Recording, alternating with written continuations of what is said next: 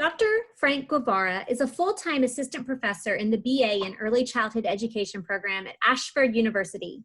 He had the privilege of teaching in the laboratory schools at Stanford University and Pacific Oaks College, and with the corporate and private child care programs before transitioning to program administrator. Over his 15 years in administration, Dr. Guevara managed programs in California, Texas, North Carolina, and Colorado in various sectors, with enrollments of over 200 children.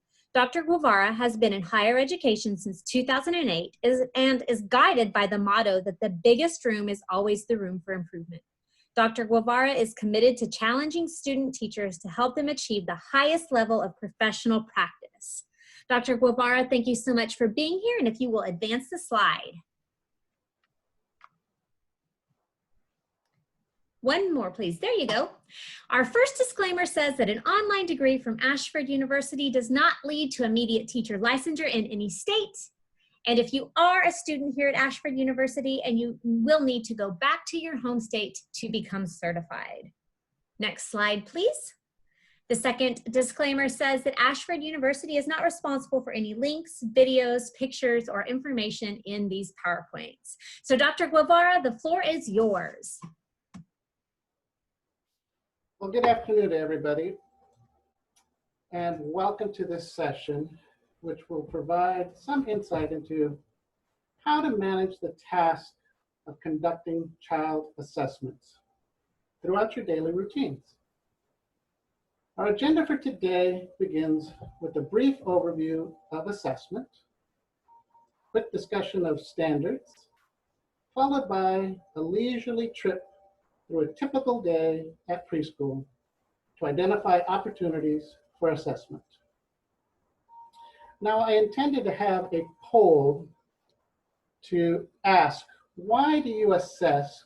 Technology is not working with me today, but take a moment and reflect on that, and if you'll add some comments into the chat box, I'm curious to know, why are you here? You obviously have some interest in assessment. What are your reasons for completing assessment? What does that mean for you?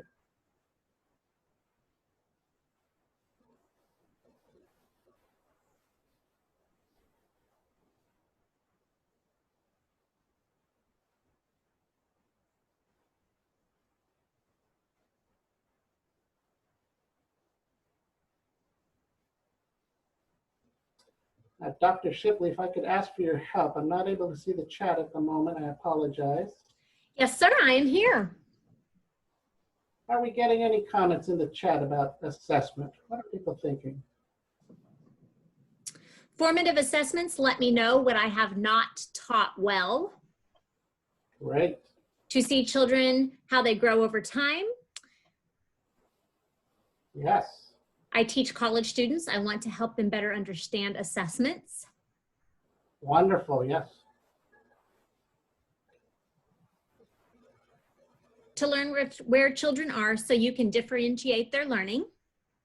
Excellent. And these are all wonderful reasons for why assessments happen. One of the complaints I often get from teachers is, well, I assess because my director tells me to do that. Without having that connection. But all of you are much more in tune to the reasons behind why we do assessments. And all of the reasons that you gave today are very valid. As a former program director, I also had to provide program performance data to my governing board. I also gathered that for accreditation purposes. And often, because I did a lot of nonprofit work, we had to provide a student assessment data when we were seeking grant funding. Now, this program-wide data helped me to focus on quality improvement initiatives as well, such as the selection of a specific curriculum, or even when thinking about large programmatic purchases and investments. In one program, we determined that our outdoor learning environment really was not conducive to supporting children's learning. And so using that type of program data, we were able to secure funding for a huge program redevelopment grant, which was amazing. But as somebody else mentioned, assessment is also used to identify any developmental delays. Those are typically conducted using very specific assessment tools.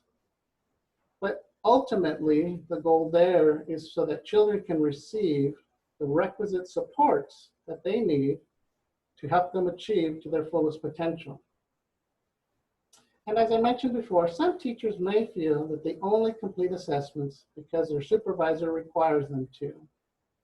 But assessments should not be seen as meaningless paperwork. We know that teachers have an almost endless list of tasks to accomplish.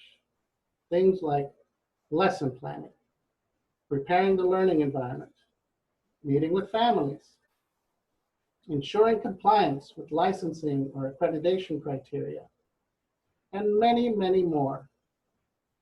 But at the heart of teaching, there should be a focus on child assessment, because it is from assessment that intentional teaching emerges. As Freeman, Decker, and Decker have written, assessment helps educators understand where each child is currently situated on the developmental continuum and where they should be going. Assessment helps to provide a roadmap for your teaching. Now, for those seeking additional training on this topic, NAYC has a fantastic 3-hour online course on classroom-based assessments, which I highly recommend.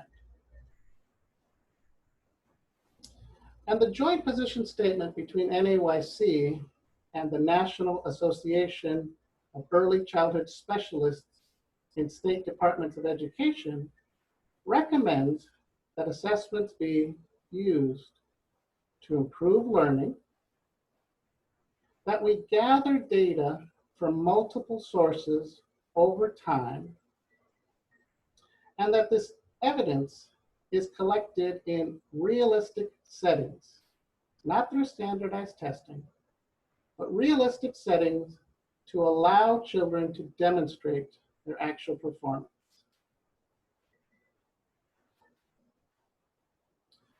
Now, here are 3 sources of evidence that we can easily collect using naturalistic assessment practices. Checklists are used to assess discrete skills, such as hops on 1 foot or recognizes letters of one's name. In work sampling, the teacher collects artifacts that a child creates, which can be aligned to specific developmental milestones. As we look at this picture here, we could get evidence of the child writing their name or of stages of drawing. Lastly, anecdotal records are short notes which teachers write down that give insight about children's development, such as social problem solving. But for any of these data to have any meaning, educators must align their assessment practices to some set of standards. One of the most widely used assessment systems is the one produced by Teaching Strategies, which consists of 38 objectives across 10 domains of development. But each state has also developed their own early learning guidelines, which also provide standards for what children should be doing at different ages across the various domains of development. In the handout that Dr. Shipley posted in the chat at the start of the presentation, there's a web link that you see here where you can download all 50 links to the state's early learning guidelines, or look for yours specifically. And although there's much overlap between the states, each one has their own unique way of categorizing and measuring child progress. But enough about all this boring stuff. You came to this session because trying to find the time to complete child assessments may feel overwhelming. So let's take a trip through a typical preschool day and identify situations where you can naturally gather data which is aligned to those developmental objectives.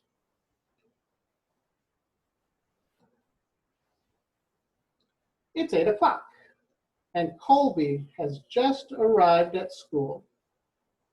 Now my classroom is set up with a student sign-in chart. And the first thing he does to start the day is write his name in the blank space. So if you use teaching strategies online, you can then quickly snap a picture with your smartphone or tablet and upload that as evidence for objective 19A, write name. Well, let's say your 4Y program in California doesn't have technology like that. Not a problem. You can use a paper sign-in sheet like this to collect student work samples each day and document how a child demonstrates progress from makes a series of circles at the start of the year to writes name but reverses some letters near the end of the year. And as children typically attend daily, in a week you have 5 samples, in a month you have 20 samples, et cetera, et cetera. So this progression can easily be recorded and reviewed simply by having this quick process during your morning arrival. Now it's 9 o'clock and the class is sitting at circle time. In this Texas pre-K, the teacher has a job chart and Jessie is the class counter for the week. Teacher Sylvia asked Jessie to count how many friends came to school today. Using a checklist, Teacher Sylvia can track Jessie's counting skills over the course of the year. And here we see some of the Texas pre-K guidelines. Child counts up to 4 items and demonstrates understanding. The last count indicates how many items were counted. Now down the hall, Teacher Melanie is also at circle time. But she uses this opportunity to document whether children can recall lots of different information. Can they recall their peer names? Is the child able to count the numbers of boys versus girls? Can the child determine which of those numbers is greater than or less than? And even some other academic skills like recognizing colors. Who's wearing blue today? And as the class counter goes around the room, what level of proficiency does the child demonstrate? And if you look closely, she even has her checklist right next to her, so she can capture that data quickly and review it later.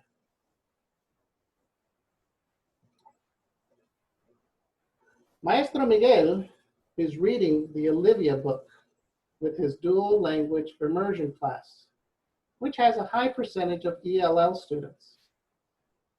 As he does so, he uses this as an opportunity to track student engagement and interaction. Plus, he closely monitors his ELL students' growing capacity of speaking in English. During nap time, he'll review his notes so that he can make adjustments to story time tomorrow and perhaps introduce some new vocabulary.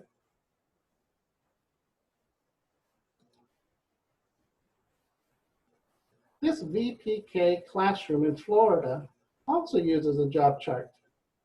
And one of the favorite jobs is being the weather watcher. Today, Sydney observes that it's a windy day with only a few wispy clouds, not like yesterday when they had a thunderstorm watch. She tells the class that her mother said she didn't need her raincoat today because it would be sunny, but she did get to wear her rain boots to splash in the puddles.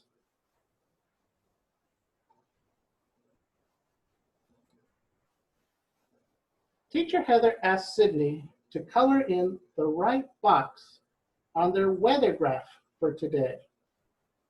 So far, they've had 2 sunny days, thunderstorms yesterday, and a windy day today. Sydney can also use the digital thermometer to check the temperature. It's already 75 degrees. Sydney predicts it will be sunny and hot tomorrow. The chances are pretty good in Central Florida. It's now 10:30, and the class races outside to explore the obstacle course that Teacher Celeste had told them about during morning meeting. Just look at all those exciting challenges. And Teacher Hope in New York brings out her Post-it notes and starts taking some anecdotal records on how children navigate the obstacle course. She really hopes they will show some progress in balancing, since she's put out the balance beam for the last 2 weeks. In Illinois, Teacher Pat writes notes about how Malia has created a circle of tree stumps and is placing a doll on each one. They both know that these observations will serve for teaching strategies objectives 4, 5, and 6, as well as their state early learning guidelines.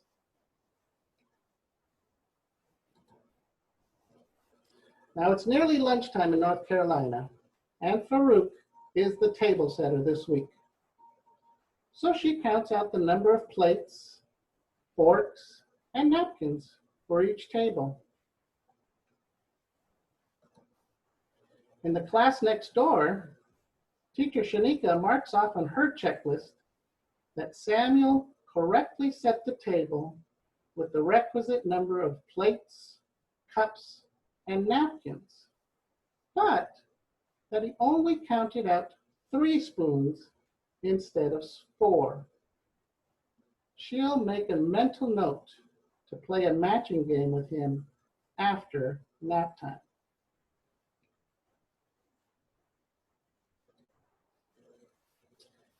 Now, one of my favorite times of the day is mealtime, because it allows me to observe so many different skills across domains.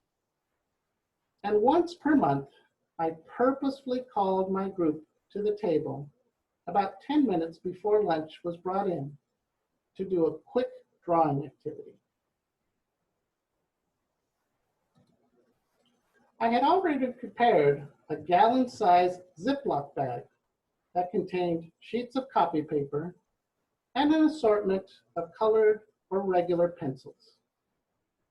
I would ask my group of children to either draw a house or to draw a picture of themselves. And then I'd give them about 5 minutes to complete their drawing and finish the activity by having them write their name. All of these I would collect and save to analyze later. Now, granted, I know what you're thinking. This is kind of teacher-directed, and it is. It's the most teacher-directed assessment strategy in today's presentation. But keep in mind, when I did it, no child was ever forced to complete the activity. And if they chose to draw something else, that was perfectly fine as well. Ultimately, it's about gathering repeated samples of their work and observing progress over time. Now first, this activity allowed me the opportunity to focus on children's fine motor development and progression of grasp.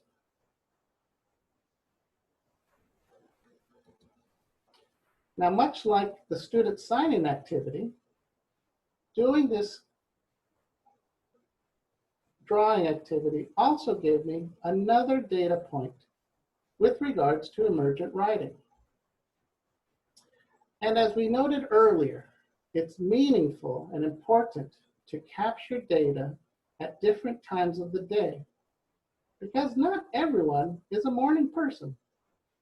Some of us need to warm up our brains and muscles before we can truly show off our skills.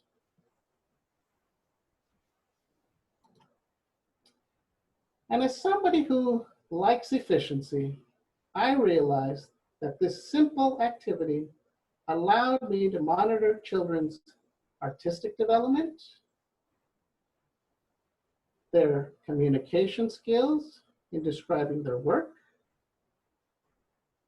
cognitive growth as drawings became more realistic and detailed, as well as social emotional development through the interactions they had with their peers and with me.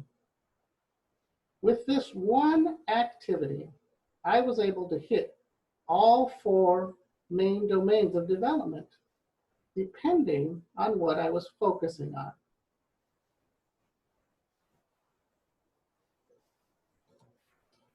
Now, similarly, conversation during meals can yield a wealth of data.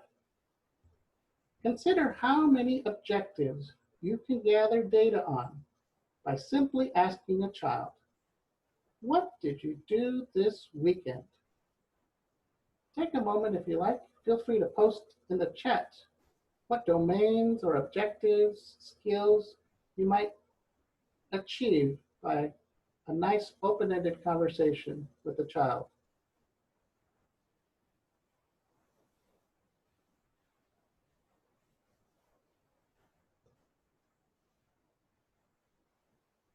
And Dr. Shipley, if you'll share any insights that people are having.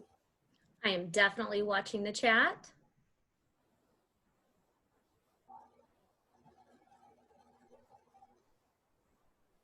Do you want to ask the question one more time? Certainly. So by having a quick open-ended conversation like this, what did you do this weekend? What types of data related to objectives or early learning guidelines might you expect to collect? Probably not too many on motor development.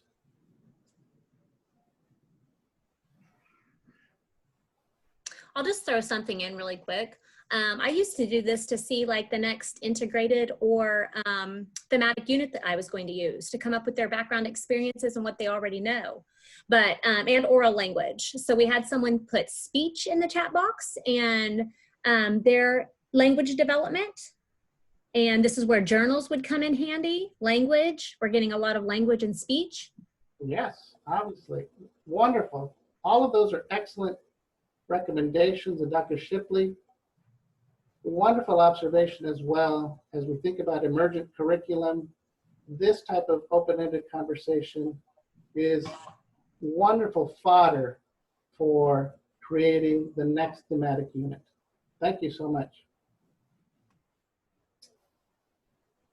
Now that simple question can be used to track objective 2A, forms relationships with adults. Consider a child who has just entered your classroom. Asking that type of open-ended question with them might not yield much response from them initially if they're the slow to warm type of child. But maybe a week from now, a month from now, 3 months from now, that same child will open up in a very different way, and that relationship with me as the adult will have progressed. So again, using these naturalistic observations and collecting and analyzing data over time can yield many, many insights. Looking at objective 9D, tells about another time or place. Imagine the child who says, oh yeah, we went to the zoo this weekend and I saw the elephants and the giraffes and the baby hippopotamus had just been born, etc., etc. So now we're getting wonderful details, which could go into an anecdotal record about the child telling about another time or a place as part of their cognitive development. As many of you mentioned, wonderful data on engaging in conversations. 10B looks at, does the child use the social rules of language? Is that pause and turn taking in the conversation? 2C interacts with peers. So as one child is telling about the zoo trip, what other interactions are occurring with their peers? And even 32 asks about, demonstrates simple geographic knowledge. So, oh yeah, the zoo is down by such and such, and we had to take this street, and we got off on the highway, etc., etc. As you can see, one simple question, depending on which lens you are using and which objectives you have in mind, can lead to a wealth of information. Thank you again for your comments. Well, now that our bellies are full, many programs get ready for a rest period. And teacher Claudia makes some mental notes about how Sochi takes responsibility for getting her cot ready and follows the nap time routine. Many teachers will use the midday rest period as an opportunity to review the data they've collected in the morning. This is especially helpful because the information is fresh in your mind. And it could also be leveraged for an intentional teaching decisions in the afternoon.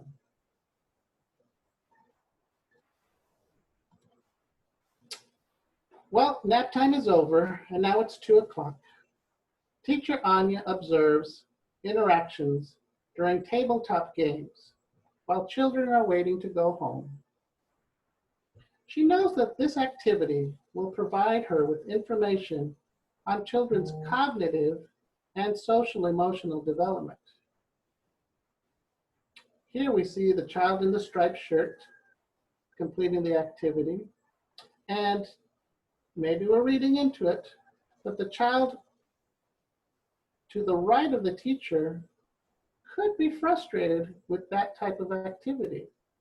So how does the child handle that discomfort? How do they resolve that social emotional process?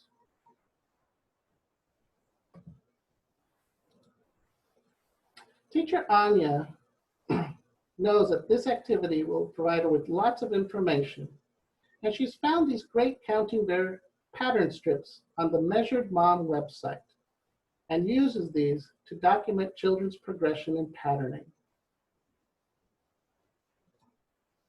She also found these wonderful free Lego pattern cards on the website, Play-Doh to Play-Toh, and uses them in similar fashion. Now, while her co-teacher chats with the parents of children who are getting picked up, she's able to spend more one-on-one time with those children who have been struggling with patterning. And both of these links are on the handout that Dr. Shipley posted at the beginning of our conversation. And since she's been tracking their progress, Teacher Anya knows how to appropriately scaffold and challenge each individual child and feels a sense of accomplishment as they complete more complex patterning.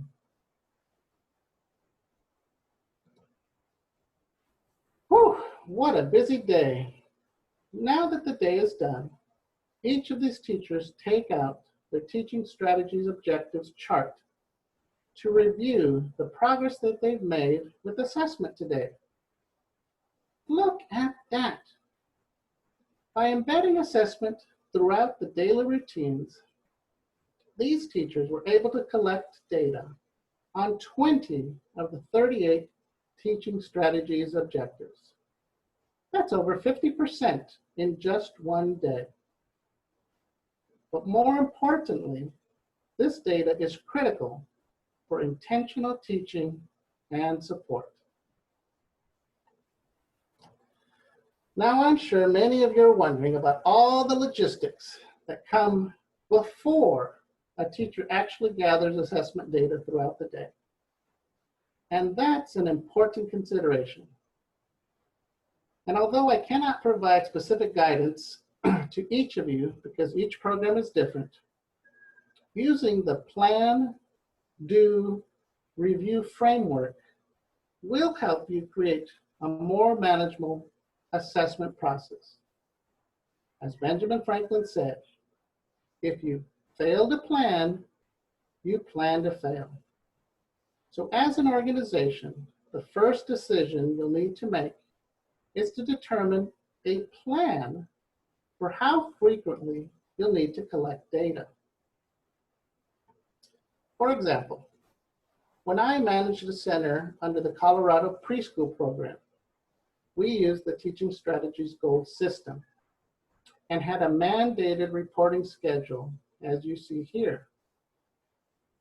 3 checkpoints, some are being optional.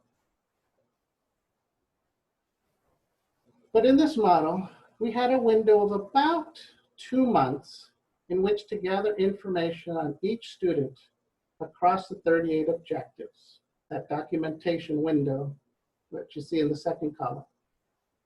So step 1 of plan is creating that yearly schedule for the frequency of child ratings so that you know how much time you have to collect data.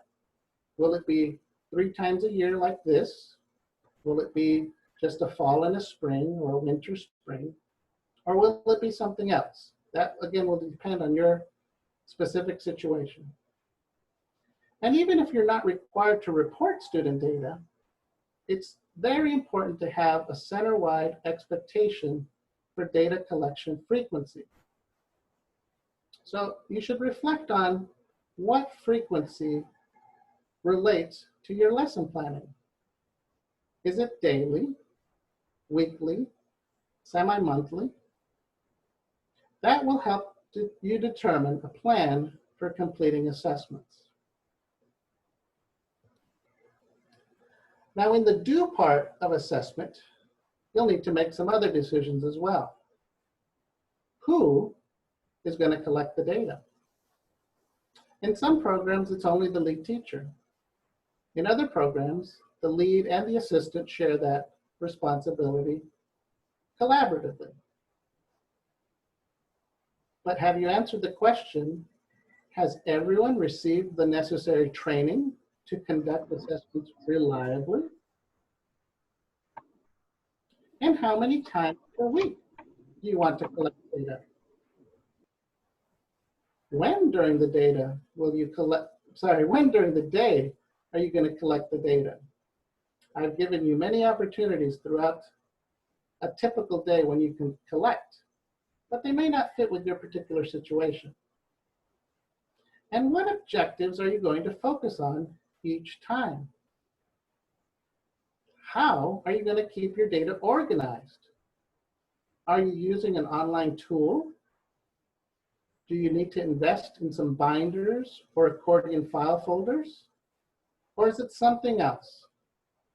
Now, these are just some of the questions that you'll need to answer to reflect your specific situation. And the last part of this process is to review your data to inform instruction. If you're familiar with TS Gold, this should look familiar. Using all the data that you've collected in your documentation windows, teachers will then assign the child a numerical score based on widely held expectations as defined by teaching strategies. And looking at this data for each particular child, as well as at the classroom level, will provide teachers with the critical information they need to determine their next instructional steps. But we started off with the question of, why do we assess? One reason was to identify developmental delays. For example, today, Teacher Hope noticed that 4-year-old Clemency is not yet alternating feet when she climbs stairs. So she decides that she's going to contact the intervention specialist to conduct a more thorough gross motor assessment. A second reason was for programmatic. So Director Frank sits at his computer and reviews the Florida VPK readiness assessment data, and he notes that as a program, students have achieved 90% for 3 of the 4 key indicators. That information will be shared at the next Parent Advisory Board meeting and included in his grant proposal. But he's also going to meet with his teaching team to brainstorm ways that they can work on their last readiness indicator and move that forward.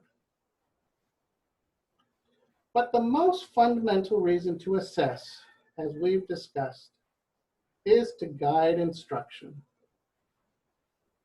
During circle time, you might remember Teacher Miguel was observing his ELL children as he read the Olivia book. And he noticed that one of them was really struggling with rhyming. So he decides to schedule time tomorrow to read Hop on Pop with that particular child to reinforce this skill. As each teacher reflects on their day, they decide it's been a good day for assessment.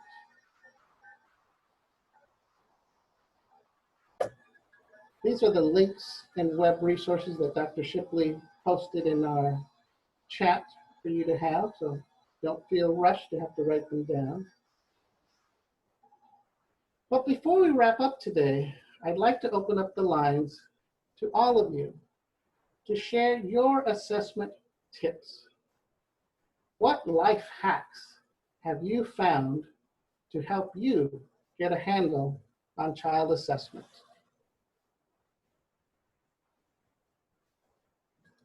Dr. Guevara, if you will stop share, you will be able to see the chat.